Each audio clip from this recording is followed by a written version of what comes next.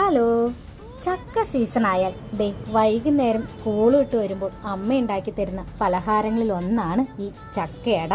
അപ്പോൾ വീട്ടിൽ നിന്ന് തന്നെ കൊണ്ടുവന്നതാണ് കേട്ടോ ഈ പഴുത്ത ചക്ക.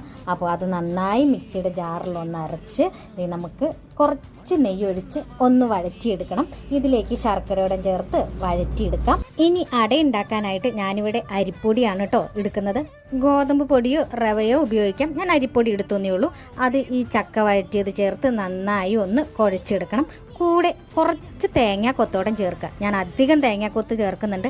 ഇടയ്ക്ക് ഈ ചക്കയുടെ കടിക്കുമ്പോൾ ആ തേങ്ങാക്കൊത്ത് കിട്ടുന്നത് ഒരു രസം തന്നെയാണ്. എനിക്ക് ഭയങ്കര ഇഷ്ടമാണ് കേട്ടോ അങ്ങനെ കഴിക്കാൻ. അതുകൊണ്ട് അത് അധികം തേങ്ങാക്കൊത്തും ചേർത്ത് നമുക്ക് എടനില വാഴയിലയിലുണ്ടാക്കാം. പക്ഷേ എടനിലയുടെ വാസന ഒരു വേറെ തന്നെയാണല്ലോ. അപ്പോൾ എടനിലയാണ് എടുത്തിട്ട് അത് കുമ്പിളാക്കി അതിലേക്ക് ഈ ഓരോ മാവും വെച്ച് കൊടുത്ത് നമുക്ക് ആവിയിൽ വേവിച്ചെടുത്ത നല്ല സൂപ്പർ ടേസ്റ്റി ചക്കട റെഡിയാണ്. ഏകദേശം ഒരു 20 മിനിറ്റ് കൊണ്ട് നമുക്ക് വെന്ത് കിട്ടും. അപ്പോൾ എല്ലാവരും ഉണ്ടാക്കി നോക്കിക്കോളൂ. Bye bye.